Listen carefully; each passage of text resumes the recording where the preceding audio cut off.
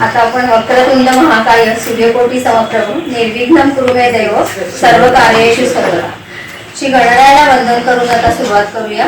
ज्योत प्रज्वलित करण्यासाठी समईत हवी वाट, चांदणं पाहण्यासाठी आकाशात हवी रात आणि शास्त्रोक्त हरिपाठ म्हणण्यासाठी हवी सरोजताईंसारख्या गुरूंची साथ. खरंच सरोजताईंनी कशाचीही अपेक्षा न ठेवता आपल्या ओघवत्या सुंदर शास्त्रोक्त गायनाच्या माध्यमातून आम्हाला ऑनलाईन बदलापूर येथून हरिपाठ म्हणायला शिकवला. त्याबद्दल आम्ही सर्वजणी तुमच्या ऋणी आहोत. तुमचे मनापासून आभार. आपण त्यांचे टाळ्या वाजवून स्वागत करूया. त्या खूप उत्साही आहेत. त्या संगीत विशारद असून त्यांनी शाळेत संगीत शिक्षिका होत्या. संगीताबरोबर त्या पाकशास्त्र व शिवणकला यातही निष्णात असून त्यांचे रुचिरा नावाचे चॅनल आहे. सरोजताई आणि सर्व बंधू भगिनी आता ते अजून आले नाही.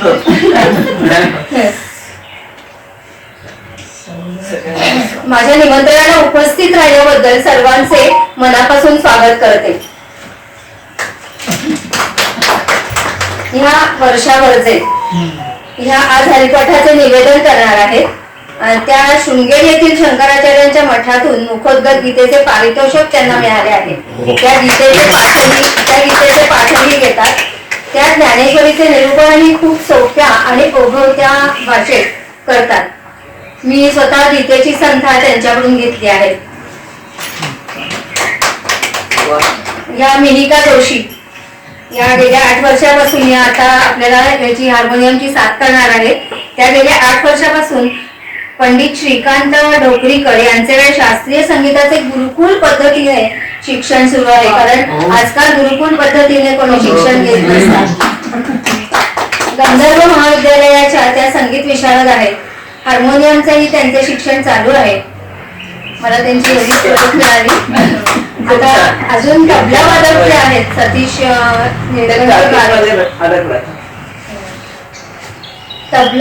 तबला अलंकार MA आहेत. तबला पदवीधर असलेले श्री काळे तारश्रुती तबला अकादमी अंतर्गत तबला अध्यापक म्हणून ते गेली 20 वर्षे कार्यरत असून अनेक नामवंत गायक वादक कथ्थक नृत्य कलाकारांबरोबर तबला साथ करतात. सध्या ते पंडित श्री आनंद शिदये म्हणजे आता या शैलाताई शिदये त्यांचे मिस्टर त्यांच्याकडे गेली 10 वर्षापासून तबल्याचे मार्गदर्शन घेत आहेत. आता हरिपाठ म्हणण्यापूर्वी सरोजताई तुम्हाला मी एक छोटंसं काम म्हणजे दीप प्रज्वलित करायचं आहे आणि मग तुम्ही हरिपाठाबद्दल सांगा.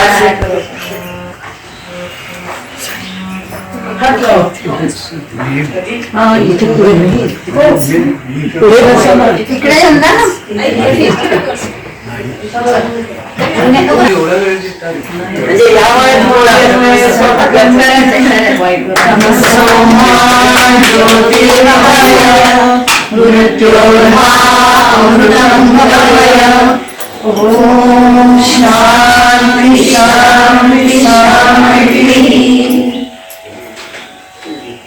धन्यवाद सरोजताई.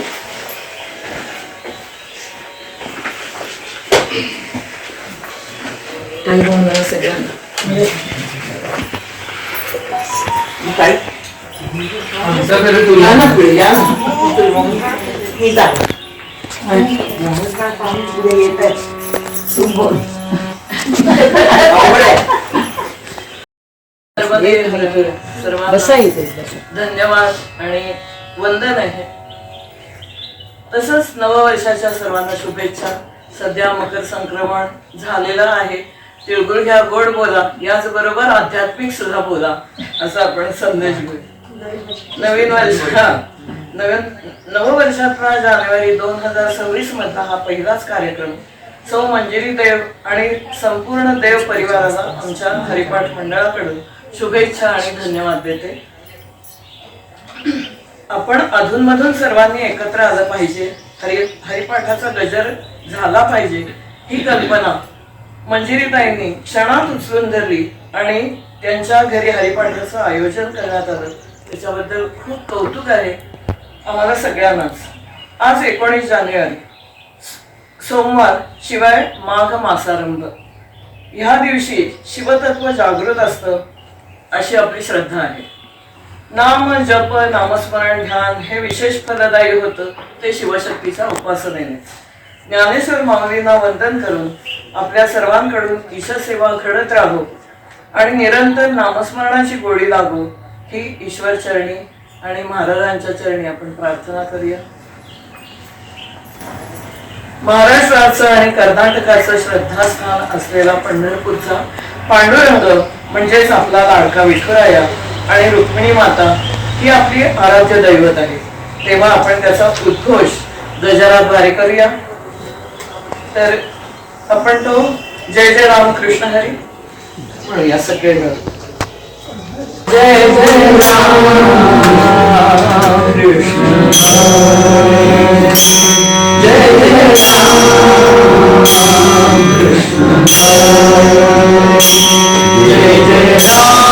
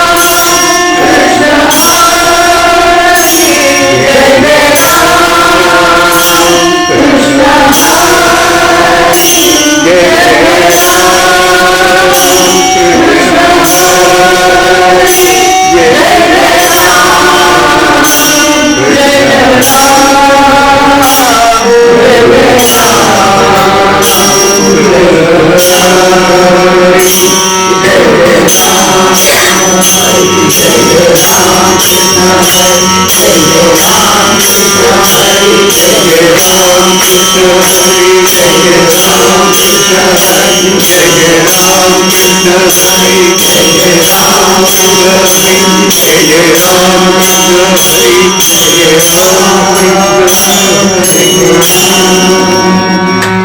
ह्या भक्तिमय वातावरणात संतांनी रचलेली पंचपदी आपण म्हणणार आहोत. हरिपाठाच्या आधी ती म्हणली जाते विठ्ठलाष्टक, पांडुरंगाष्टक, संत श्रेष्ठ तुकाराम महाराज, समर्थ रामदास स्वामी आणि आपली गुरु माऊली श्री ज्ञानेश्वर माऊली अशी ही पंचरत्नमाला आपण विठुरायाला अर्पण करूया. पुंडलिक वरदा श्री ज्ञानदेव तुकाराम की जय. भगवान गोपाल कृष्ण महाराज की जय. सत्संतन की जय. जय वीर महायोगी वरम पुण्डरीकाय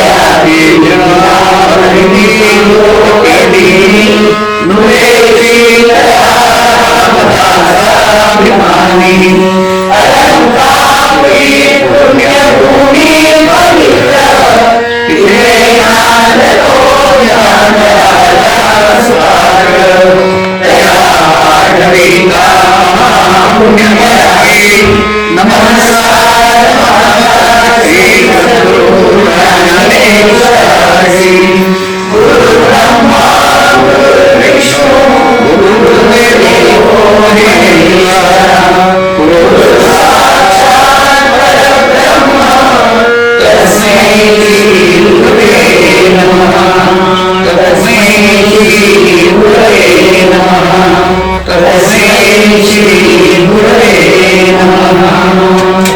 माऊलींची रचना अर्थात हे हरिपाठाचे अभंग ही वारकऱ्यांची संध्या म्हणून त्यांना ती मुखोद्गत असते. कार्यक्रम या स्वरूपात सादर होण्याकरता तो रागदारी हा सगळा हरिपाठ गुंफलेला आहे. महान गायक संगीत संयोजक कैलासवासी श्री मनोहर पंत सबनीस यांनी. हरिपाठाचा प्रचार आणि प्रसार होण्याच्या दृष्टीने दरवर्षी आणि दर आठवड्याला शिकवण्यासाठी माझ्या आईच्या म्हणजेच सौ मालकीबाई शंकर भिडे हिच्या मीरा भक्तिगीत मंडळामध्ये घेत असत साताऱ्याला. इथे 1968च्या दरम्यान म्हणजे ही जी घटना आहे ती 68 सालची आहे. त्यानंतर त्यावेळेला शिकायचा राहून गेलेला हरिपाठ 2019 मध्ये माझ्या हातात आला. सध्या तो शिकवणार कोणी आहे का असं जाणून घेताना माझ्या गुरु सौ अलकाताई कुलकर्णी यांच्याकडून मला तो शिकता आला.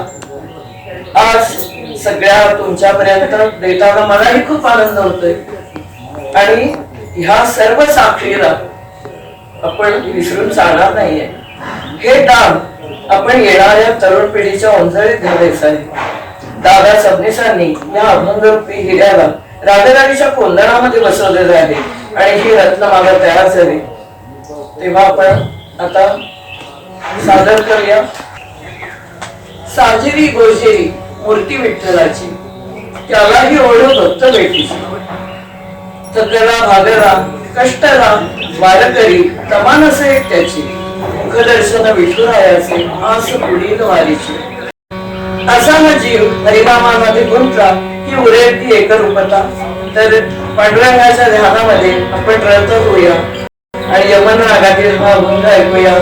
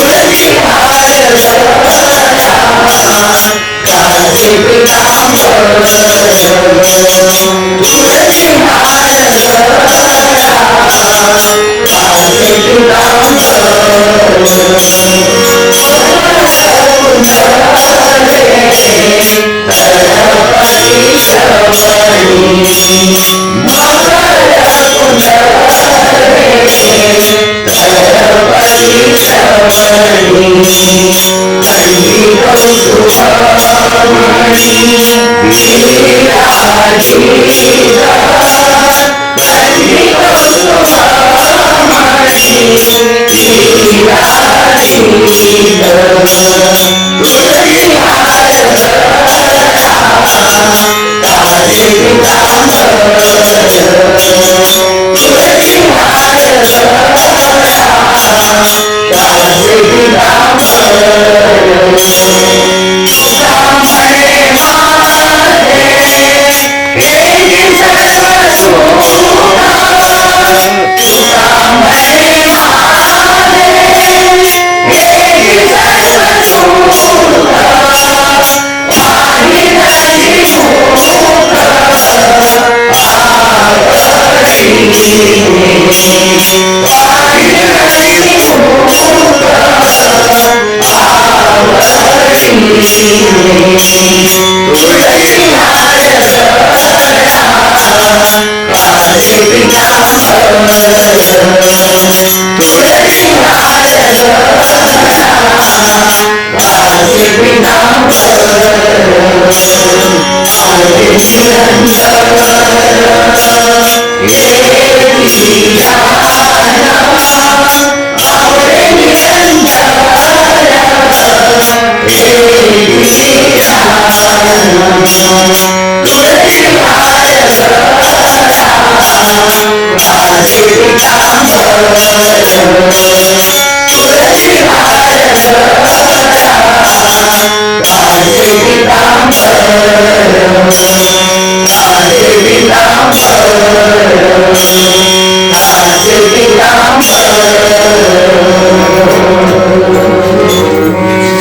आता यापुढील सूत्र मी वर्षाला यांच्याकडे सुपूर्द करते.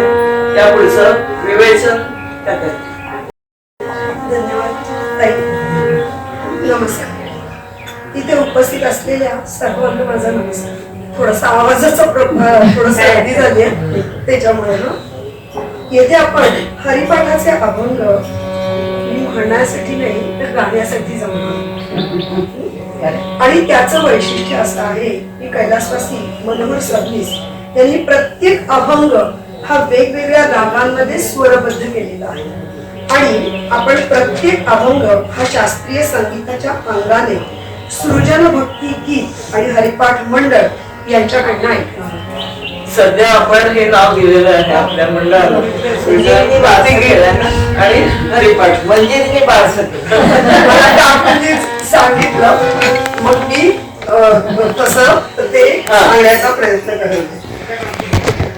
सर्व कार्यक्रमाचं नियोजन आमच्या देवकाकूने आमच्याच म्हणते हो. कारण आमचा फार पूर्वी म्हणजे आता आलेला संपर्क नाहीये. हा फार पूर्वीपासूनचा आहे. म्हणजे असं कधी कधी असं होतं की आपली रक्ताची नाती नसतात पण काही काही ऋणानुबंध म्हणजे ते बहुतेक मला असं वाटतं की गेल्या जन्मीचं काहीतरी असतं. म्हणून आम्ही काकू आणि मी मला जेव्हा वाटेल तेव्हा मी त्यांना हाक मारते आणि त्या पळत येतात. त्यांना जेव्हा वाटेल तेव्हा त्यांनी मला हाक मारली आणि मी पळत आले. पण तेवढा हक्क आहे म्हणजे हाक मारण्याचा एकमेकांना जेव्हा हवं तेव्हा. त्याच्यामुळे आमच्या देवकाकूंनी केलेलं आहे या सगळ्या कार्यक्रमाचं नियोजन आयोजन. मला इथे प्रत्येक अभंगाच्या नियोजनासाठी निरूपणासाठी त्यांनी विचारलं. मी पटकन हो म्हणलं कारण हरिपाठाचे अभंग माऊलींची रचना आणि माऊलींशी भगवंताशी कृष्णाशी थोडीफार जवळली ती कशाच्या माध्यमातनं तर भगवद्गीता ज्ञानेश्वरी आणि आता हरिपाठाच्या माध्यमातनं ती आणखीन दृढ होण्याचा हा छोटासा प्रयत्न सो असो. म्हणून आज आपण सगळे इथे जमलोय आणि परमेश्वरानेच माझी इथे म्हणजे खरं तर मी याच्यामध्ये पूर्ण नवीन आहे पण मी का आले मला माहिती नाही तर ते माऊलींची कृपा ते सांगतेच मी पुढे.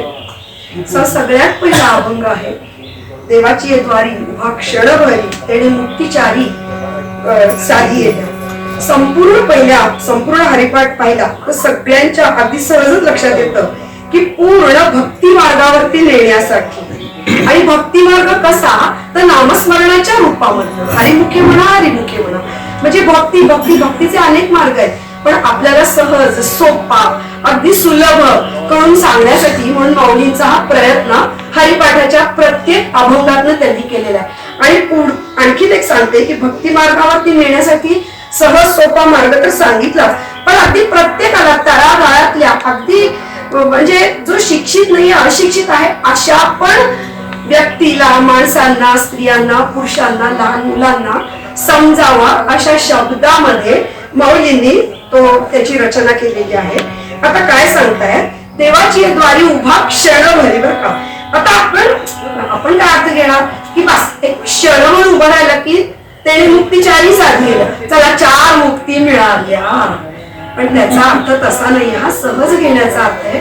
पण माऊलींना मला काय प्रत्येकाला काय वाटतंय वेगळं असतं.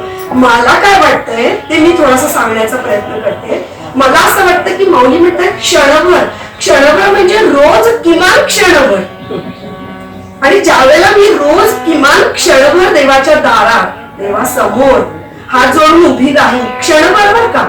पण मी म्हणते की मी 10 मिनिटं उभी राहते पण त्या 10 मिनिटांमध्ये पण माझं जे कनेक्शन आहे ना ते फक्त एका क्षणापुरतच असतं. बाकी इतर वेळे व्यग्र मन इकडे तिकडे ही काय करते ती काय करते हिचा फोन आला काय टोंग मेसेज अवकड सो माऊली किती सुंदर सांगतायत. बहुतेक माऊलींना ह्या युगाची कल्पना होती, हा मोबाईल येणार याची कल्पना होती, प्रसादानं ही प्रसादाच्या माध्यमांची कल्पना होती, म्हणून त्यांनी लिहूनच टाकलं देवाची द्वारे उभा क्षणभर त्याने मुक्तीचारी साधी येल्या. म्हणजे क्षणभर उभं राहा, त्या क्षणभर क्षणभर क्षणभर क्षणभर क्षणभर प्रॅक्टिस मेक्स मॅन परफेक्ट. मग कधीतरी तुम्हाला 10 मिनिटं 5 मिनिटं आणि मग हे असं ज्या वेळेला व्हायला लागेल त्यावेळेला तुमच्या ज्या वेळेला आपलं सगळं हा देह सोडायची वेळ येईल त्यावेळेला 4 मुक्ती साधण्याचा हा छोटासा प्रयत्न या जन्मात होईलच याची काही खात्री नाही हो. कारण परत प्रत्येकाच्या भक्तीवरती ते अवलंबून आहे. आता त्या 4 मुक्ती आपल्या सगळ्यांना माहिती असतील. थोडक्यात सांगते. सर्लोकता, सगळ्यांमध्ये परमेश्वर आहे, सगळं माहिती असतं पण नाही ते आणता येत आपल्या कुणालाच. समीपता, जवळ असेल, अगदी जवळ म्हणजे कोणाच्या, तर त्या देहाच्या जवळ, कारण त्याच्या आतच तो स्थित आहे ना. इकडे तिकडे काय, सतत ह्याच्या जवळ राहायचंय, त्या परमात्म्याच्या जवळ. स्वरूपता म्हणजे प्रत्येक रूपामध्ये तो आहे, ज्याला बघाल त्याच्यात तो आहे. मग हा राजा आहे, हा रंग आहे, हा गरीब आहे, हा श्रीमंत आहे, हे अंबानी आहेत म्हणून त्यांना जरा जास्त नाही. स्वरूपता प्रत्येक मध्ये तो आहे. आणि शेवटची मुक्ती आहे सानिध्यता, म्हणजे मी आणि परमात्मा हे पहिलं द्वैत सोडायचे आणि अद्वैतात शिरायचे एकच आहे.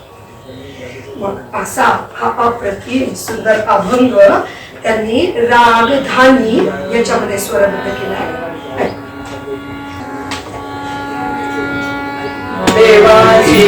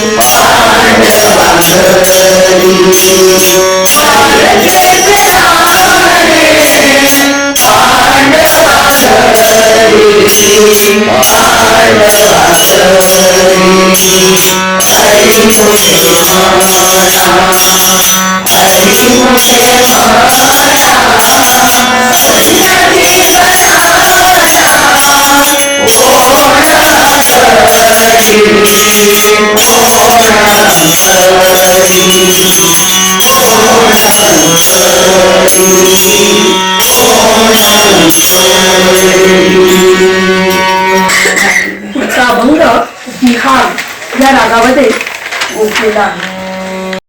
हा चहुवेदी जाणं षटशास्त्री कारण 18 पुराणे हरीची गाती. पहा, हरीचे अर्थात हरी या शब्दाचा अर्थच इतका छान आहे. हरी म्हणजे हरण करणारा. हरी म्हणजे काय, तर जो हरण करतो तो. आता हरण आपलं काय हरण करणार आहे? आपल्या चिंता, आपले दुःख, आपल्यावर आलेले जे काय दुःखाचे प्रसंग आहेत ते तो हरण करतो. पण असा आता प्रसंग आला म्हणून आलाय हरी आणि पटकन त्यांनी ते बाजू हरण केलंय असं नाही होऊ शकणार. म्हणून माऊलींनी परत हरिमुखी म्हणा. आपल्याला असं वाटतं की प्रत्येक अभंगामध्ये तेच काय, पण तेच केल्याशिवाय ते होणारच नाहीये ना. तो हरी कसा येणार? त्याला अळवावं लागेल, त्याला सांगावं लागेल. आणि नुसतं असं ये म्हणून येणार नाहीये. तेवढं त्याच्यावरती प्रेम पाहिजे, निष्ठा पाहिजे, विश्वास पाहिजे, तेवढी साधना पाहिजे, तेवढी ताकद पाहिजे हाक मारण्यात पण. आणि मगच तो येणार आहे हरण करण्यासाठी. आणि मग माऊली काय म्हणतात, 4 वेद, 6 शास्त्र, 18 पुराण सगळ्यांमध्ये जर बघायला गेलं, डोकवायला गेलं, सगळ्याचा जर अभ्यास करायला गेलं तर त्या प्रत्येकामध्ये हरीचंच वर्णन आहे बरं का. प्रत्येकामध्ये त्या हरीचं वर्णन आहे, हरीची स्तुती आहे. आता हरीची स्तुती म्हणल्यानंतर आता आपण जे पहिलं अगदी सगळ्यात सुरुवातीला पांडुरंगाचं जे वर्णन आहे अभंगामधनं आपण केलं तेही काय आहे, त्या पांडुरंग त्या सावळ्याचं वर्णनच आहे ना.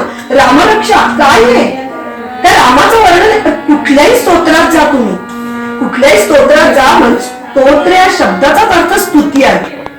पहिले त्या भगवंताचं पूर्ण त्याची स्तुती आहे. आणि त्याची स्तुती मला जर समजा मी कुठे गेले, तेवढी सुंदर दिसताय तुम्ही, किती गुणावून जाते मी, आणि मग त्या भगवंताची काहीच नाही स्तुती करायची आणि हे म्हणायचं कसं शक्य आहे. म्हणून लक्षात ठेवायचं प्रत्येक स्तोत्रांमध्ये, आणि स्तोत्र याचा अर्थ स्तुती. आणि मग आता आपण जाऊन बघू, पण प्रत्येका ठिकाणी बघा त्या रामरक्षेत पण सगळी पहिल्यांदा नवकमल दल स्पर्धी नेत्रम प्रसन्न राजीव लोचन, त्या भगवंताची, त्या रामरायांची स्तुतीच आहे.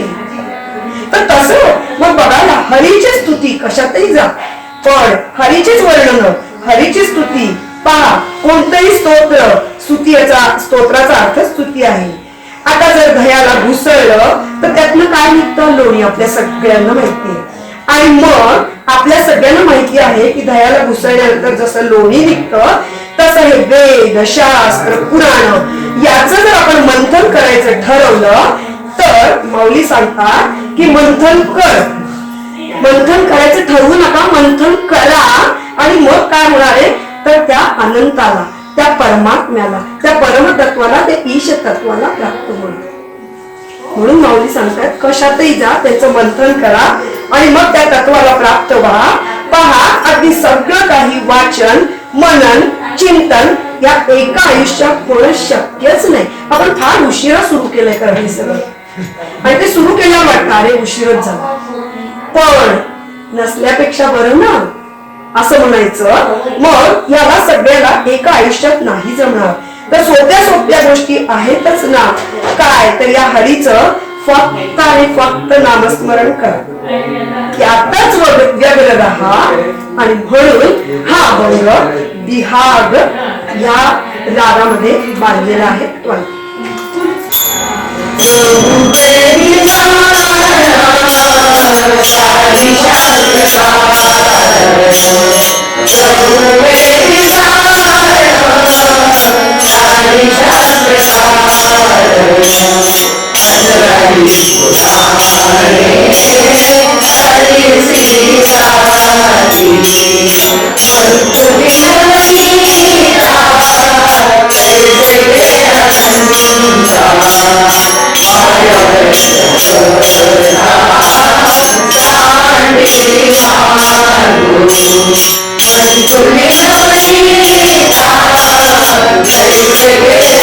Thank you.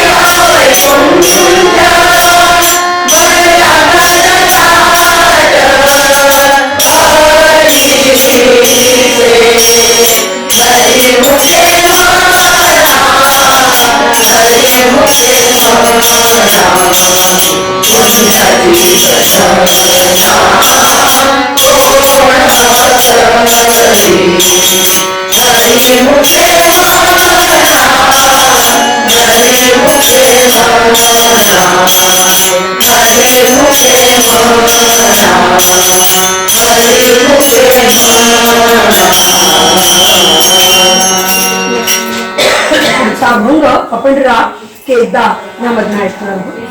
पहा, प्रत्येकामध्ये असलेले सत्व रज तम आपल्याला माहिती, पण प्रत्येक जण त्रिगुणांनी बनलेलो आहोत. म्हणजे ते जे गुण आहेत ते म्हणजे असार असं माऊली म्हणतात. आणि असार याचा अर्थ अशाश्वत, नाश पावणे. आणि हे जे निर्गुण निराकार ब्रह्मतत्व आहे, ईशतत्व आहे, परमतत्व आहे, हे जे आहे ते म्हणजे सार, ते शाश्वत. हे त्रिगुण अशाश्वत असार, आणि हे जे तत्व आहे हा हवी आहे, हा शाश्वत आणि सार असं माऊली म्हणतात. जे तीन गुणांच्या पलीकडे आहे ते सार. आणि असार हा जो विचार आहे बघा, हे जे तीन गुणांच्या पलीकडे आहे ते सार तत्व आपल्याला लक्षात आलं असेल. आणि सार काय आणि असार काय हा जो विचार आहे तो म्हणजे हरिपाठ. तो म्हणजे हरिपाठ. हरिविण मन व्यर्थ आहे. हा हरी कसा आहे बघा, हरी कसा आहे सगळ्यांना माहितीये. निर्गुण, निराकार, अव्यक्त, दिसला नाही, सगुण साकारलेला नसला तरी सुद्धा त्याच्याजवळ नामाच्या माध्यमातून जायचं. म्हणून हरिमुख्य म्हणा, हरिमुख्य म्हणा, हे नामस्मरणच तर चाललेलं आहे ना. मग त्याच्या माध्यमातून आपण त्याच्याजवळ जाण्याचा प्रयत्न करायचा, सतत भजन करायचंय, त्याची गरज आहे. सर्वांनी या चराचरातल्या सर्वांनी त्याचं चिंतन करायला हवं. म्हणून मी हरिपाठामध्ये प्रत्येक अभंगामध्ये हरिमुख्य म्हणा, हरिमुख्य म्हणा असं का सांगितलंय? कारण आपण कधीतरी नामस्मरण करतो, तसं नाही करायचंय. आपल्याला सगळी सारखंच काय एकच रट लावलंय, पण एकच रट, मुलांच्या मागे एकच अभ्यास कर, अभ्यास कर, अभ्यास. 100ला म्हणलं की ते 2ला अभ्यासाला बसते. तसं माऊलींनी केलंय. आणि माऊलींच्या पण मुलाचं आपल्याही मागेच लागावं लागणार आहे. म्हणून ते सारखं प्रत्येक हरिमुख्य म्हणा, हरिमुख्य म्हणा, हरिमुख्य म्हणा. आणि ते केलं तर त्या साराच्या जवळ, त्या निर्गुण निराकार ब्रह्मतत्वाच्या जवळ जाऊन पोचण्याची कुठेतरी काहीतरी अशी एक छोटीशी आशा निर्माण होऊ शकते. एका जन्मातल्या या गोष्टी नाहीये, आपल्या सगळ्यांना कल्पना आहे. आणि मग म्हणजे काय करायचंय, तर नामस्मरण करायचंय. आणि नुसतं करायचं नाही तर सतत त्याच्या बरोबर राहायचंय.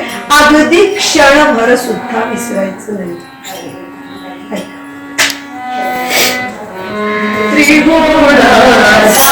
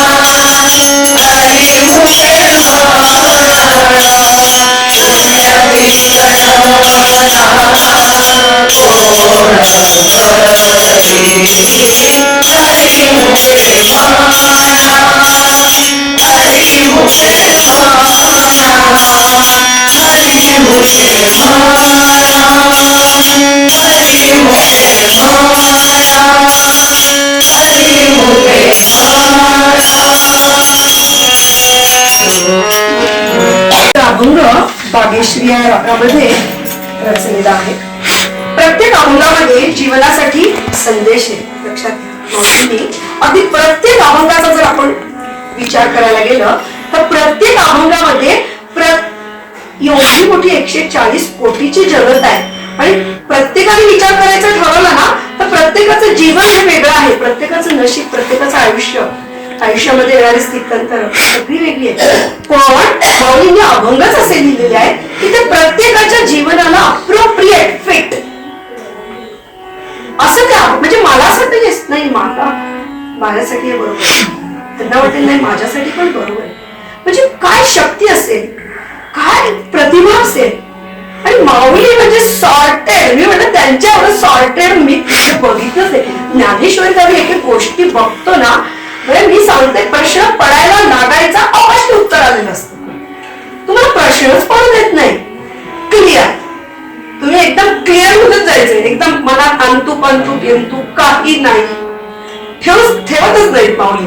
तर माऊलींनी काय केलंय, प्रत्येक अभंगामध्ये प्रत्येकाच्या जीवनासाठी संदेश आहे. एखादा तरी अनुभव म्हणतात ना, एक तरी ओवी अनुभवावी, तसं तर एखादा तरी अनुभवावा, एखाद्या गोष्टी तरी प्रेम, कोणत्या तरी एका तरी अनुभवावरती प्रेम करूया, श्रद्धा ठेवूया, विश्वास ठेवूया, त्याचा अनुभव घेऊया. नाही तर प्रत्येक गोष्ट म्हणजे कसं आहे ना, अभंगाच्या द्वारे एखाद्या अभंगावर प्रेम करा, पण अप्लाय करताना आपल्या प्रत्येक गोष्टीसाठी त्याची गरज एवढं लक्षात ठेवायचं. आपल्या प्रत्येक गोष्टीसाठी त्याची गरज आहे लक्षात ठेवा. ते जर नसेल, ते जर नाही झालं आपल्याकडनं तर सक्सेसच नाहीये. लहान मुलांना आपण काय सांगतो, अभ्यास कर अभ्यास कर अभ्यास कर. कारण विद्यार्थी दशा आहे, विद्यार्थी दशेत त्यांनी तेच करायला पाहिजे, त्यांनी तेच करायला पाहिजे. इंच म्हणजे काय, साधं मला तर नेहमी हे उदाहरण माझं आवडतं आणि लाडकं उदाहरण आहे. चहा कुठेतरी येतं, आपण म्हणतो चहा करते हा पटकन, आणि पटकन म्हणजे तो पटकन पातेल्यात पाणी, पटकन चहा, पटकन साखर, पटकन उकळून, पटकन गाळून, पटकन पुढे. तो नाही चांगला होत, भावच नाही, प्रेमच नाही. आणि मी चहा केला, मी चहा केला, मी चहा केला, तो घेणाऱ्याने कसा घेतला याची कल्पना नसते, कारण तो काही सांगत नाही चांगला झाला की तो विचार. केवढं म्हणजे प्रत्येक कर्मासाठी तुम्हाला हे अप्रोप्रिएट आहे. हरिमुखे म्हणा, हरिमुखे म्हणा, म्हणजे करायला तो मन लावून चहा, उकळू द्या पाणी, मग घाला त्याच्यात तुमचे काय प्रमाण असेल त्या प्रमाणाने छान शांतपणे. नाही आपल्याला सगळे कधी एकदा देते, कधी एकदा बोलते, कधी एकदा ते जात आहे. पुढे काय करायचं असतं, प्रोडक्टिव्ह काहीच नाही. आपली सगळ्यांची अवस्था आहे. विचार करूया, अभंग प्रत्येक अभंगावर विचारच होणं गरजेचं आहे, फार गरजेचं आहे. बघा, भाव जागरणच नाही, कृतीमध्ये भाव जागरण पाहिजे, भाव पाहिजे. अरे साधी साडी नेसताना छानच नेसा ना, मग समोरचा माणूस म्हणणार मस्त नेसलाय. अरे कशी तर नेसला कोण म्हणणार, कारण की उडा क्लिअरली गेलो उडका. गौरी म्हणते भाव पाहिजे. नुसता हरिमुखामध्ये भाव नाही, प्रत्येक कृतीत, प्रत्येक कर्मात तुमचा भाव फार महत्वाचा आहे. भाव जागरणाशिवाय काही झालं नाही तर यश नाही. मी म्हणलंच परमेश्वराला भक्ती करायची, भाव नाही, उपयोग नाही. नुसत्या आपल्या माळा 108 केल्या, कशाला केल्या, कोण विचारलं होतं केल्या म्हणून. सगळ्या मैत्रिणींमध्ये सांगत सुटायची 108 केल्या, 108 का लक्ष एकदा पण नव्हतं. मी लिहून देते, कुणाचंच नसतं. आपलं तेवढं एकाग्रता नाहीच आहे. आणि मग बघा, तर मग भाव नसेल तर काय, मग म्हणून ते काय म्हणतात, अंगात बळ नाही, शक्ती काय काम करणार.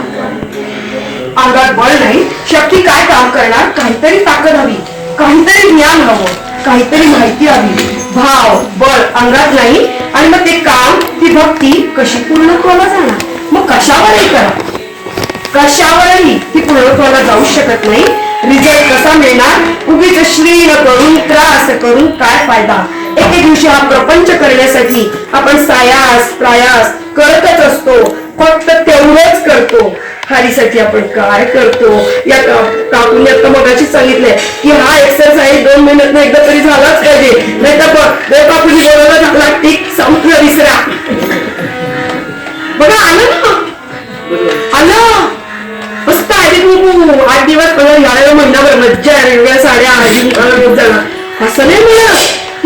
महिना येणार आहे, मी रोज हरिपाठाचा हा कार्यक्रम आम्ही करणार. नाही हो, नाही हो.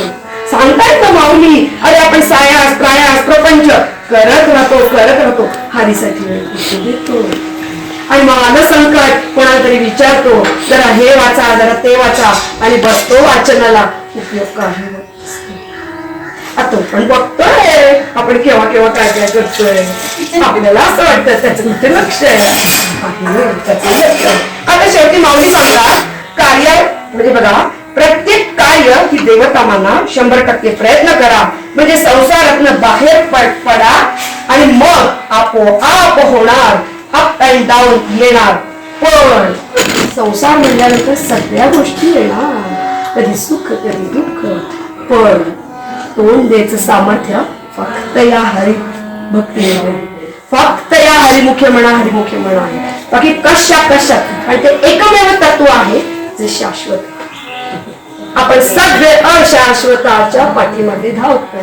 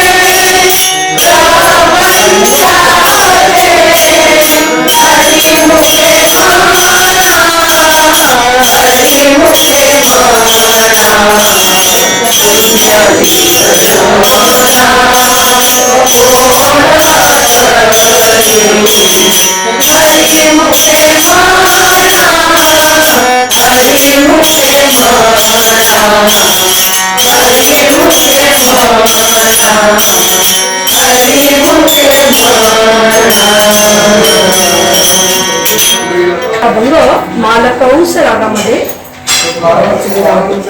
बघा, योग याचा अर्थ अष्टांग योग साधना. यम यमासन प्राणायाम, याग म्हणजे यज्ञ, किंवा यज्ञ म्हणजे आपली जी प्रत्येक होणारं जे कर्म आहे तो यज्ञ असतो, आणि विधी म्हणजे कर्मविधी जे आपण करतो ते. या कशालाही सिद्धी प्राप्त होणार नाही, माऊली स्पष्ट सांगते. या कशा कळा ना, योग या यज्ञ अष्टांग योग साधना, पण कशानेच प्राप्त होणार नाही तेव्हा जर फळाची अपेक्षा केली. हे सगळं करताना कुठेही फळाची अपेक्षा करायची नाहीये. आणि जर तुम्ही मी यज्ञ केला पण काहीतरी संकल्प सोडून, मग कसं होणार? माझं कोणासाठी तरी मी काहीतरी चांगलं काम करतेय, पण ते चांगलं काम करते, पण मग त्यांचा जर काही आला नाही मेसेज बिसेज की मनात सुरू एक शब्दाने काही नाही संपलं. आणि किती मग आपलं मन असं एकदम म्हणजे इतकं आनंदात असतो, आणि ते एकदम असं एव्हरेस्ट वरनं खाली जातो एकदम डायरेक्ट. हो ना, आता काम केलं झालं, संपला विषय, संपला, डोक्यातनं काढून टाका, म्हणजे नाही ना पण ते होत. म्हणून माऊली स्पष्टच सांगतायत, काहीही करा, फळाची अपेक्षा केली की संपला विषय. आणि एवढं काय कर्मण्यम अधिकार असते, किती पॉप्युलर श्लोक आहे सगळ्यांना माहितीये भगवद्गीतेचा. भगवंताने काय सांगितलंय? कर्म कर, फळाची अपेक्षा करू नको. फळावर तुझा अधिकारच नाही. तुझा अधिकार कशावर आहे? कर्मावर आहे, फळावर नाही. तू म्हणशील मला नाही. कर्मण्य अधिकार असते कधी सांगून ठेवलंय भगवंतानी.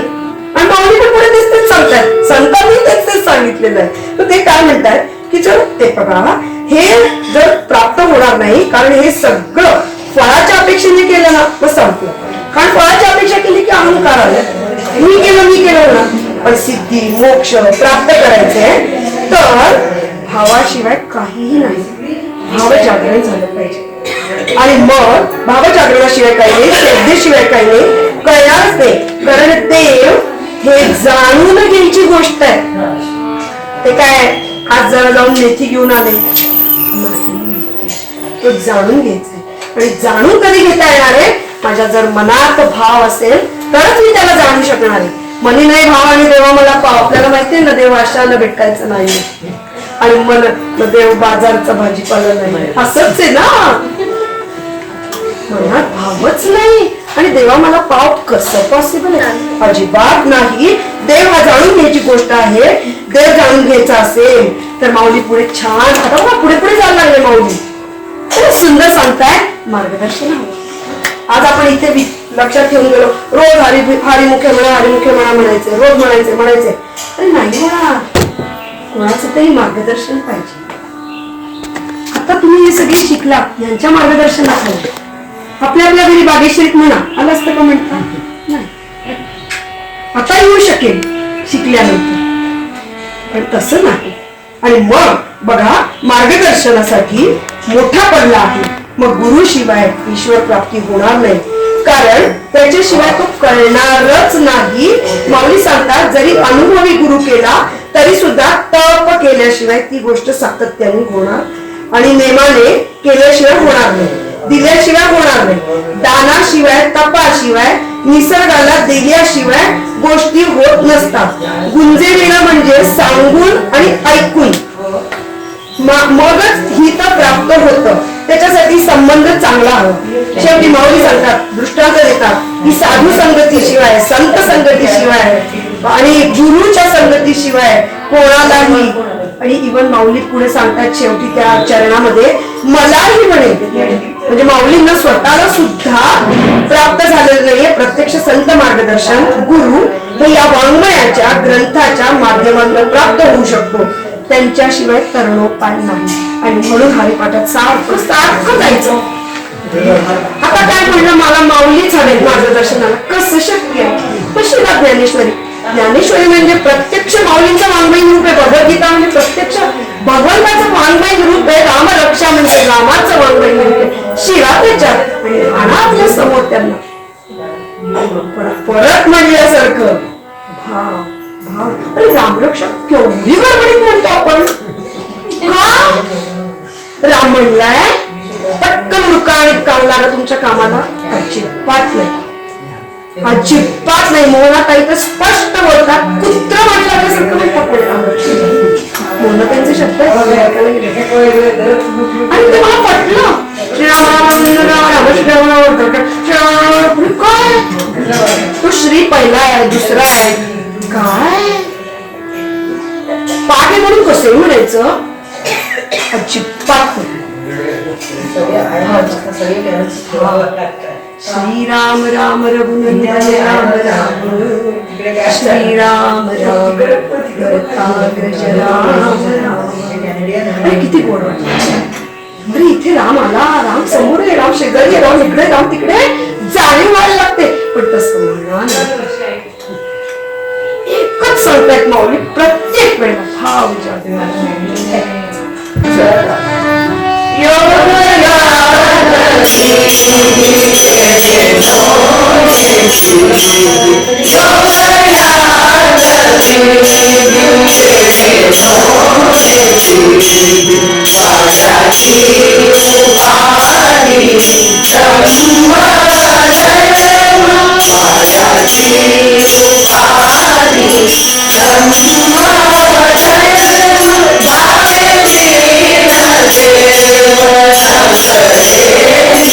Yeah.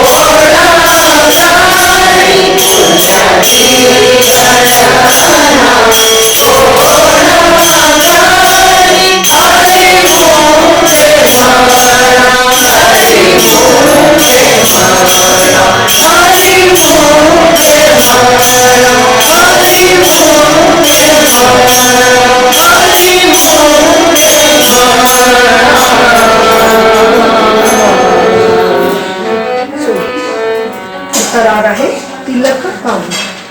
बघा कसं असतं, सांगणारा आणि ऐकणारा, सांगणारा आणि ऐकणारा दोघंही आहेत. संत, ग्रंथ आणि गुरु या सगळ्यांच्या मार्गदर्शन देणं. कसं असतं, संतांच्या, ग्रंथांच्या, गुरूंच्या ते सांगतात, आपण ऐकतो. म्हणून सांगणारा आणि ऐकणारा. मग कोण सांगणारा हवा? संत आहे, गुरु आहे या ग्रंथ आहे. आणि मग ह्यांच्या मार्गदर्शनाने आपल्याला काय मिळतं, तर एक दिशा मिळते, समजतं कसं करायचं. आता जर मी आत्ताच म्हणण्यासारखं त्या ताईने तुम्हाला जर ऑनलाईन शिकवलं नसतं तर यांच्या मार्गदर्शनाखाली तुम्ही हे सगळं म्हणू शकला. नाहीतर तुम्ही घरी कितीही म्हणायचं ठरवलं असतं तरी नसतं जमलं. कारण त्याच्यासाठी त्याची गरज आहे, एका गुरुची गरज आहे, एका मार्गदर्शनाची गरज आहे. आणि तो पण आता बघा, मग आता काय आहे, आता दिशा समजली. प्रत्येक रागामध्ये कसं म्हणायचं हे मला समजलेलं आहे, प्रत्येक अभंग. पण पुढे काय सांगतात, हे साधू, हे संत, हे गुरु हे कसे असावे? आसक्ती रहित, अहंकार रहित आणि निष्काम भावनेने कर्म करणारे. कसं असतं म्हणजे प्रत्येक मनुष्य वेगवेगळ्या, त्याला त्रिविध तापांनी म्हणलं. प्रत्येक मनुष्य हा त्रिविध तापांनी पोळलेला असतो. मग हे साधू, संत, गुरु असतात ना, प्रत्येकाचं कोणी ना कोणी. ते काय करतात, त्यांना बाहेर काढण्याचं काम करतात. आणि साधक बघा हे सांगणाऱ्याचं झालं. आता ऐकणार. साधू, संत, गुरु, मार्गदर्शक काय करतात, तर प्रत्येक जण जो त्रिविध तापांमध्ये पोळलेला आहे म्हणलं तरी चालतं. प्रत्येकाला काही ना काहीतरी आहे, याच्यातनं बाहेर काढण्याचं काम, त्याचं मार्गदर्शन ते साधू, संत, ग्रंथ, गुरु यांचं आहे. ते झाले सांगणारे. आता आहे ऐकणारा. जसं सांगणारा तसं ऐकणारा पण महत्वाचा आहे ना. आता ते काय सांगतायत बघा, तर ऐकणारा पण कसा हवा तेही महत्वाचं आहे. नाहीतर काही उपयोग नाही. भगवद्गीतेमध्ये भगवंत आणि अर्जुनाचं उदाहरण आहे. सांगणारे कोण होते? त्यांनी नाही, बाकीच्या लोकांनी सांगितली. 5 पांडव, फक्त अर्जुन निवडला. फक्त प्रिय म्हणून नाही, क्षमता, ही क्षमता फक्त अर्जुनाची होती म्हणून अर्जुनाला निवडलं. नाहीतर काय धर्माला सांगायला काय प्रॉब्लेम होता? लक्षात घ्या, सांगणारा पण महत्वाचा आहे आणि ऐकणारा पण महत्वाचा आहे. मग बघा, म्हणजे कसं आहे, मग काही भगवंत आणि अर्जुनाचं उदाहरण आहे. म्हणजे साधूंनी बोध दिला पण साधकानं तो सोडून दिला तर काय, अर्जुनाला असं तयार केलं की त्यांनी शेवटी म्हणलं की शेवट्याच्या नष्टोमो स्मृतिर्लब्धा त्वत्प्रसादान्मयाच्युत स्थितोऽस्मि गत संदेह आणि शेवटचं तर बास देवा का म्हणशील तर करी. मग काय म्हणलायस, चला पितामहावर बाण मारलाच ना अर्जुनाने. भीष्माचार्यांना पुढे मारला अर्जुनाने. काय म्हणतो तेव्हा ह्याच्या काय ते महत्वाचं आहे. अर्जुनाला त्यांनी तयार केलं. तयार करण्यासाठीच भगवद्गीतेचा जन्म झाला. आणि ठरवलंच होतं भगवंताच्या अवताराच्या रहस्यामधलं ते एक रहस्य आहे, भगवद्गीतेचा जन्म.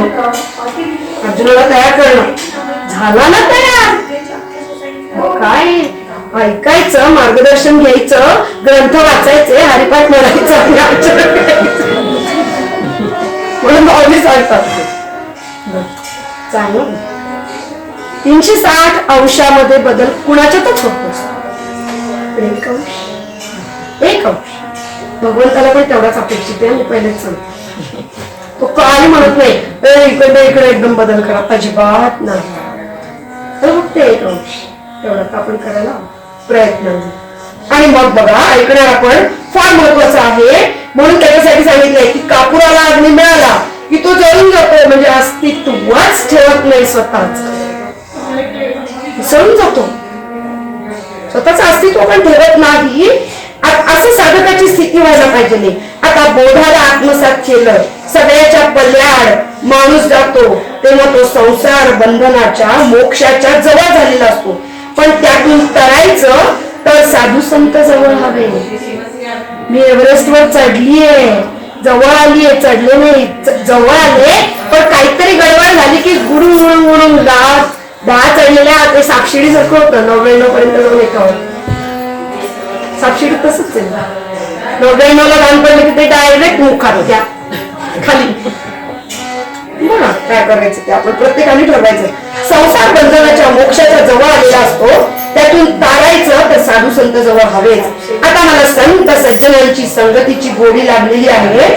मग मला काय व्हायला लागतं की जळी स्थळी काष्ठी पाषाणी सगळीकडे परमेश्वर परमेश्वर. भक्त प्रल्हाद काय झालं त्याचं, ही स्थिती यायला पाहिजे. आणि आपल्याला काय अगदी प्रल्हादासारखी स्थिती नाही आली तरी चालेल, पण थोडीशी तरी यावी असं मौलींचं म्हणणं. आणि म्हणून या हरिपाठाचं नामस्मरण सतत करणं हे फार गरजेचं आहे. पुढचा अभंग ऐकूया.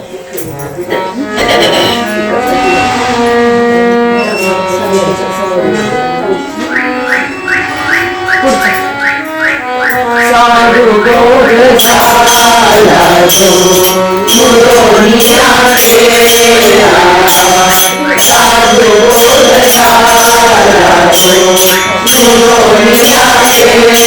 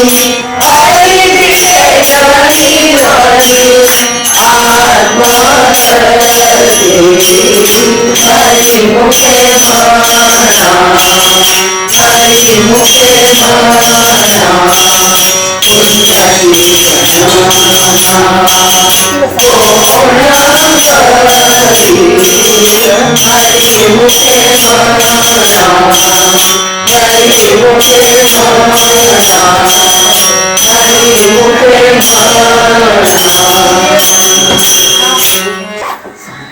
असतो तेही सांगतात. तर अभक्त कसा असतो पहा. पर्वताप्रमाणे तो पाप करतो, कारण शास्त्रावर त्याची श्रद्धा नाही, वेदांवर त्याचा विश्वास नाही. तो कसा आहे तर तो इच्छापूर्तीसाठी पर्वता एवढं पाप करतो, निषिद्ध कर्म करतो. त्याप्रमाणे पापाचा वज्रलेप, म्हणजे जो लेप पापाचा लेप त्याला जो लागलेला असतो त्याला वज्रलेप पण नाही मौलीनं. म्हणजे वज्रलेप म्हणजे दगडाचा तो तुटला तरी निघू शकतो का, नाही. इतकी पाप तो करत असतो. म्हणून पर्वत पण म्हणलंय आणि वज्रलेप पण म्हणलंय माऊलींनी. बघा पापाचा वज्रलेप म्हणजे जो लेप पाण्याने किंवा कशाने धुतला जात नाही, म्हणून तो वज्रलेप आहे, कठीण लेप आहे. आणखी अभक्ताचं वर्णन करताना माऊली सांगतात की ज्याला भगवंताविषयी भक्ती नाही, त्याला अस्तित्वाची जाणीव नाही, परमेश्वराची म्हणजे फिकीर पण नाही. आपण म्हणतो ना अरे देवाला तर घाबरा, आपण म्हणतो जरा देवाला तर घाबरा, पण देवाला घाबरत नाही, काही फिकीरच नाही म्हणे त्यांची. त्याच्या अस्तित्वाची जाणीव नाही, परमेश्वराची फिकीर नाही. तो परत परत पतिता आहे, अभक्त आहे, दुर्दैवी आहे, करंट आहे. पुढे म्हणतात तो व्यर्थ बरोबर करणारा आहे, बरळत असतो, अज्ञानात बरळत असतो. आणि अज्ञान म्हणजे काय तर मी आणि हा देह हे वेगळं. माय आत्मा फक्त म्हणायच्या गोष्टी. पण माझं नाव काय वर्षा, कोणाचं या देहाचं. हे देहाचं नाव आहे. पण आपण म्हणजे तो काय म्हणतो, तो काय अज्ञानात बरळत असतो, तर मी आणि देह असं म्हणल्यावर त्याला हरी कसा जवळ करणार. आणि मग ते म्हणतात त्याच्यावर तो भगवंताची कृपा कशी करणार, त्याचा पाठीराखा कसा उभा राहणार. आणि म्हणून माऊली एक प्रमाण देतात, ते सत्य सांगतात. ते सांगतात आता तो आहे तो म्हणजे काय, तर परमात्मा अनंत कोटी, त्याच्या ऐश्वर्याचं काय वर्णन, अनंत कोटी ब्रह्मांड नायक राजा आदिला. त्याला काय लक्ष्मी पाहिजे ती काय फिकीर आहे. भगवंताने मस्त गीतेमध्ये सांगितले, यदि अन्न वर्तवे जातु कर्मण्य तंद्रिता मम वर्तमान वर्तनते मनुष्या पार्थ सर्वशा. तो म्हणतो मला नाही करायचे कर्म. भगवंत म्हणतो अरे मला तर गरजच नाहीये काही करण्याची, तर मला कशाची कमी आहे, पण मी का करतोय. हे सृष्टीचं जे चक्र आहे ते सगळं मी का चालवतोय, उत्पत्ती स्थिती लय. यदि अन्न वर्ते जातु कर्मण्य तंद्रिता मम वर्तमान वर्तनते. मी जसं वागेन तशी लोक वागतील. अर्जुनाला त्यांनी चांगली कानउघडणी केली. तो असा युद्धातनं पळून गेला ना, आपण आता काय म्हणलं असतं, हा काही काय तो तर गेला की नाही युद्धातनं पळून, आम्हाला काय शांतपण सांगतात आम्ही जाऊ. आता आपण काय म्हणतो की कर्तव्य मूळ झाला पण भानावर आला, स्वधर्म विसरला पण परत स्वधर्माने वागायला तयार झाला. ते आपल्यासाठी शिक्षण किती प्रत्येक ओळ अक्षर अक्षर शब्द शब्द आपल्यासाठी. अर्जुन फक्त रिप्रेझेंटेटिव्ह आपला, त्याला भगवंत होते आणि आपल्याला अजिबात चिंता करायची नाही. भगवद्गीतेचं ते छोटस पुस्तक बास, ते जवळ असलं की मग कृष्ण आहे, मग संजय आहे, मग अर्जुन आहे, सगळी मंडळी आहे.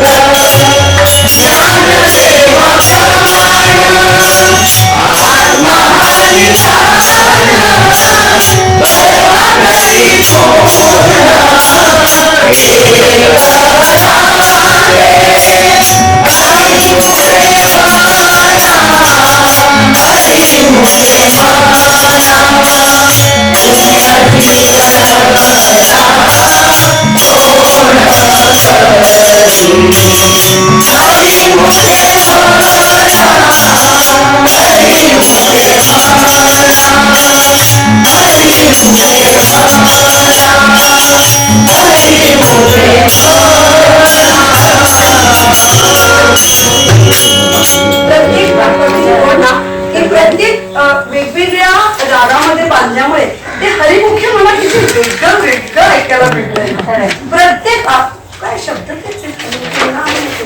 पुण्याची गणना पडते, पण प्रत्येक अभंगामुळे त्याला एक वेगळेपण प्राप्त झालं आणि ते ऐकायला खरंच खूप खूप छान वाटतं. मग अशा अंगाने ऐकायला आपण सुरुवात करायलाच हवी. जे मला आता वाटलं ते आता सांगितलं इतकंच. बघा पुढचा तिलंग या रागामध्ये मनुष्य कोणती गोष्ट करताना प्रथम ती करावी हा असं मनाला सांगितलं जातं आणि मग देहाला कामाला लागतं. आता 8व्या अभंगात माऊली हेच सांगतात की मनात काय आणायचं, कारण आधी मनात ठरतं ना. मग मनात काय आणायचं, मनात काय आणायचं आणि काय आणायचं नाही. मनाला योग्य दिशा दाखवायची. नामसाधना हवी, कारण मनाची गती संतांच्या संगतीकडे वळवायची. मनाची जी ती व्यग्र आता इथे मग तिथे मग तिथे तिची गती गतिमान आहे ना ते, मग त्या गतीला कुठे हटवायचे, संतांच्या संगतीकडे. केवढं सुंदर सांगितलंय बघा. आणि मग ते वळवा म्हणजे लक्ष्मीपती. मी मगाशीच म्हणलं त्याला काय कमी आहे, लक्ष्मीपती आहेत ते. तर ते लक्ष्मीपती श्रीहरीला जवळ करा. मन आणि शरीर बघा एकमेकांच्या हातात हात घालून चालत असतं. म्हणून आपण म्हणतो मन हो चंगा तो पटवती मी घालू. खूप छान मला हे करायचंय. एक छान उदाहरण आहे ते सांगते. म्हणजे मला कुठेतरी ट्रेकिंगला जायचंय, सगळी तयारी केली आहे मस्तपैकी, प्रॅक्टिस केली आहे. आणि सुरुवात होण्याच्या अगोदरच मला शरीर नाही सांगते, पण मन हो चंगा. मनानेच माझ्या अगदी पायाला काय लागलेलं असलं, मुरगळलेलं असलं तरी मन हो चंगा. हा मुरगळल्या पायाने वर जाईल, मला माहिती काय. म्हणून आधी मनाला दिशा दाखवायची आणि मग ते शरीर बरोबर तसं मनाकडं परत परत जातं. आता मग काय म्हणलंय, आणि मग रामकृष्ण हा जप करणे.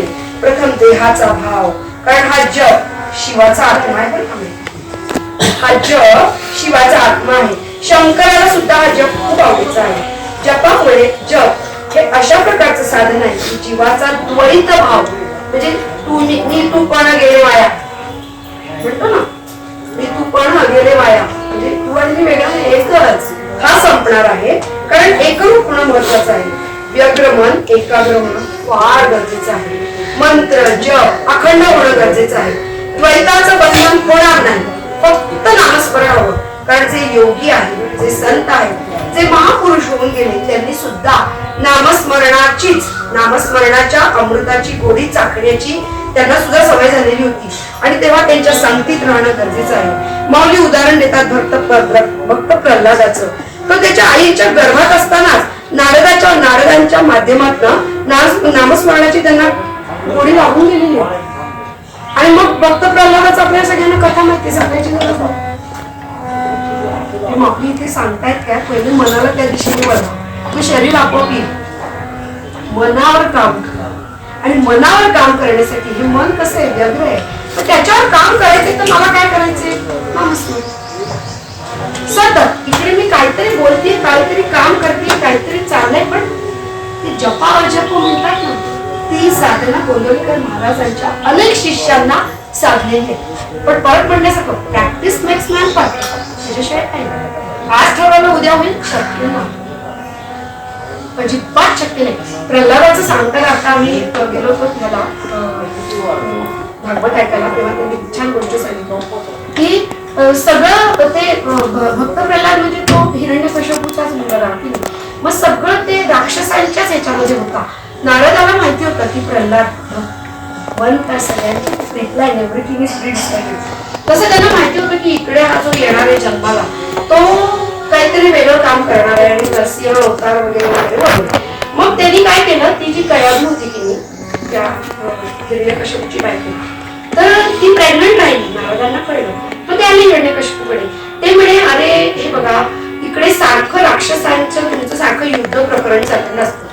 त्या कयादूला दिवस गेलेले, आता ती अशा याच्यात राहील तर तिच्या गर्भाचं रक्षण कोण करेल. मग त्याला पटलं हिरण्यकश्यपूला. तो म्हणतो, हो खरंय, मग मी असं करतो, मी माझ्या आश्रमात घेऊन जातो नारदाला. नारद म्हणतात, आणि तो तिकडे आश्रमात घेऊन जातो. आता नारदांच्या आश्रमात काय, नारायण सारखी संतांची संगती, सज्जनांची संगती. ते हिरण्य तेव्हा ती गरोदर होती. आणि ते प्रल्हादांनी सगळं पोटातच मस्त सगळं ऐकून टाकलं होतं. सवय प्रॅक्टिस तिथेच झाली, बाहेर आल्यावर सुरूच अशी कथा आहे. पण माऊलींनी प्रल्हादाचं उदाहरण दिलं की ते का झालं. प्रल्हादाला तर पोटातच झालं, आपल्याला निदान आता तरी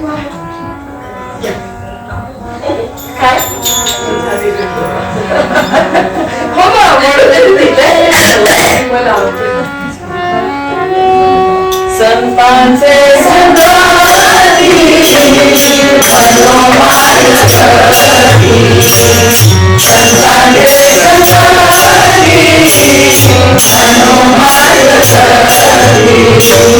हनुमान सती आदरावती केले संते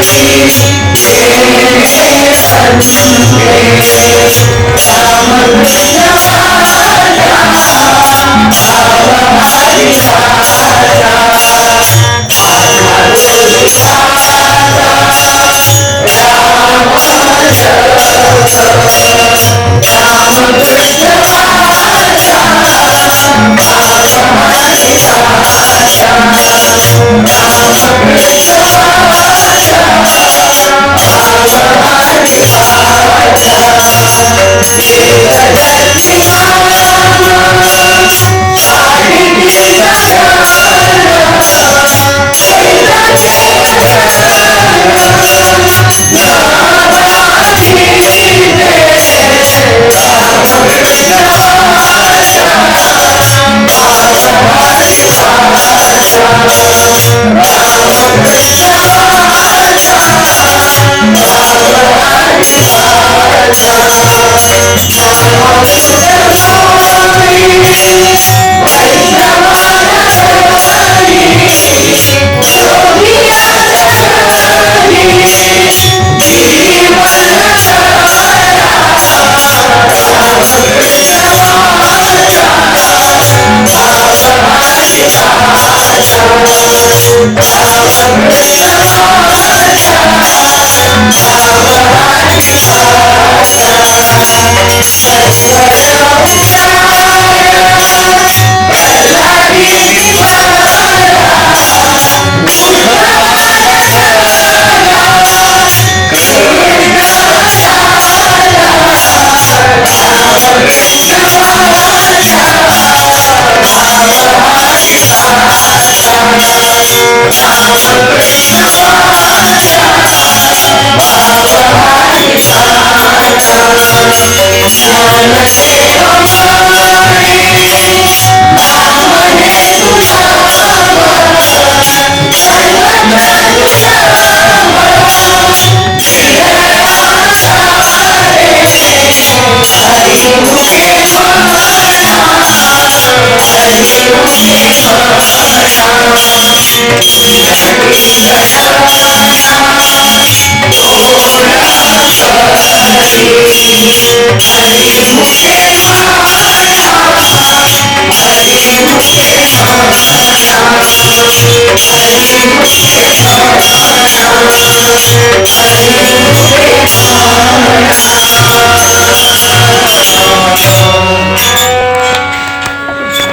पुढचा अभंग असा रागामध्ये आहे. बघा माऊली सांगताय विष्णू शिवाय जग. विष्णू शिवाय जग. विष्णू म्हणजे काय? प्रत्यक्ष भगवान भगवंत. आणि मग भगवंताशिवाय जग नाही. माऊली काय सांगताय जर जप करता मग त्यात राम कृष्ण हरी हवा ना. आणि तो नाही तर त्या जपाला काय अर्थ आहे? त्या जपाला काय अर्थ आहे म्हणजे ते काय सांगतायत की एखाद्या गोष्टीचं एखादं मला कर्म मी एखादी गोष्ट करत आहे पण त्या करण्याच्या मागे जर काही ज्ञानच नाहीये मला माहितीच नाहीये तर मी ते कसं करणार? मी ते करूच शकत नाही. अगोदर शिकावंच लागतं. सध्या पोळ्या पहिल्यांदा शिकलो त्यावेळेला काय झालं पहिली पोळ्या यायसारखी नाहीच जमली पण मग शिकलो मग असं करायचं मग तसं करायचं मग तसं करायचं. आता झोपेत नव्हतो पोळ्या लाटाच्या तरी हो ते जे कर्म आहे ना त्याच्यात ज्ञानप्राप्ती आहे. आणि नुसती ज्ञानप्राप्ती नाही कोणासाठी करतोय त्याच्या मागचं प्रेम त्याच्या मागची निष्ठा त्याच्या मागचा विश्वास तितकाच गरजेचा आहे. आवडत्या पाहुण्याला मध्यरात्री पण खाऊ पिऊ घाला असं वाटतं. नावडतं आलं की आता येत असते असं कोणी न सांगता पूर्वी यायचं म्हणजे काय गोष्टीच्या मागे प्रेम पाहिजे हाच हवा बस. आणि पूर्वीचे लोक तेच करत साधं साधं करायचे. आता काय पटकन एवढी प्रेमाने एवढी सुंदर एवढी आणि चविष्ट. गुलाबी विळवणी काढायची ग. पुढे आलं की आपल्या घरात घातलेले वर्षभराचे. है ना? आणि आता ते बाहेरच्या मिठाया भाव नाही आले खाना बाहेर ना म्हणजे करणार होते. आता साधनं पण उपलब्ध आहेत हे आपलं माऊली असते. पण माऊली सांगतात तसं नका करू. काय ज्यावेळेला आपण देहाच्या माध्यमातून जन्माला येतो सतत द्विधा मनस्थितीमध्ये असतो आपण. करू का नको करू जायचंय खरं आज आहे जपू नको पाचलाय करू का नको खरं चला करते पण नको नाही राहू द्या काय सतत संकल्प विकल्पातच आपण गुंततो. रात्री ठरवतो उद्या सकाळी काही रात्री 1 जानेवारी नवीन वर्ष चालायला जाणार म्हणजे जाणार. कसली थंडी पडली कॅन्सल विकल्प गजर लावले सगळं केलं कॅन्सल विकल्प विधा म्हणत सतत विचार करूया घरी सारखी किती वेळेस अरे ही माझी का ती माझी अरे करायला कुठली प्रेमाने करा मन लावून करा. पूर्वीच्या बायकांच्या हाताला बोलली इन्ग्रेडियंट्सला नाही. आता म्हणजे बदाम हवे हे हवं ते हवं काजू पेस्ट हवी फलाणं तालाणं काय तिच्या हाताची चव. अरे काय हाताने काम केलेलं नसतं. प्रेम एवढं सुंदर होतं. माऊली तेच सांगतात तेच करा. बघा द्विधा मनस्थितीमध्ये आपण सतत अडकलोय म्हणून आपण करंटी आहोत. अद्वैताच्या पाठीमागे जे लागतात तेच शाश्वत सुख पावतात आणि द्वैताच्या द्विधा मनस्थितीत जे अडकतात अविनाशी म्हणजे ते अविनाशी परब्रह्माला प्राप्त करू शकत नाही. आणि मग माऊली म्हणतात की द्वैतातनं बाहेर पडायचंय तर गुरु विण होऊ शकणार नाही. गुरुचं मार्गदर्शन फार गरजेचं आहे. सगुण ध्यान हवं. डोळ्यासमोर गोष्ट असेल तर व्यग्र मन एकाग्र होत आणि अशांती संपते. चंचल मनामध्ये म्हणजे सतत अशांती असते. चंचल मन आणि म्हणजे कारण व्यग्रता अशांती एकाग्र मनामध्ये शांती. आणि म्हणून त्यांनी म्हणलं की आपण बघा ना त्याला प्रतीक लागतात. मी इथे बसल्यावर गोंधळकर महाराजांचं स्मरण नाही करू शकते हात जोडा. प्रतीक सगुण साकार आणि निर्गुण निराकाराची तर आपली ह्या जन्मात मला तर मिळायचं शक्य सो माऊली मिळत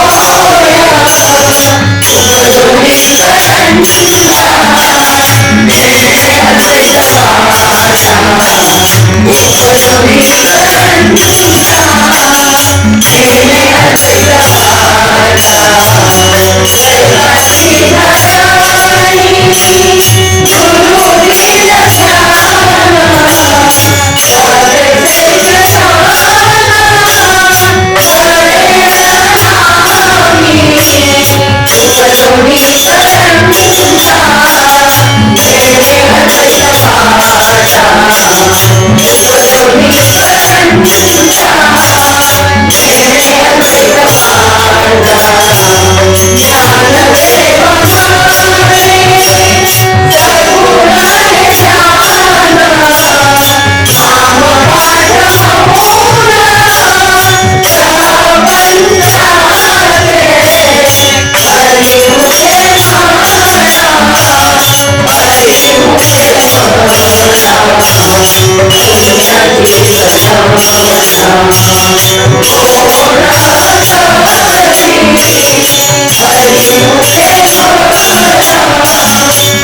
इथे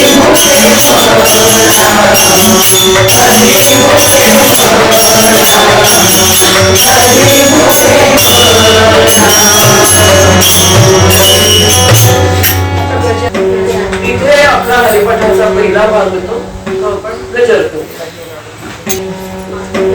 इथे आपला हरिपाठाचा पहिला भाग होतो तो आपण गजर करू.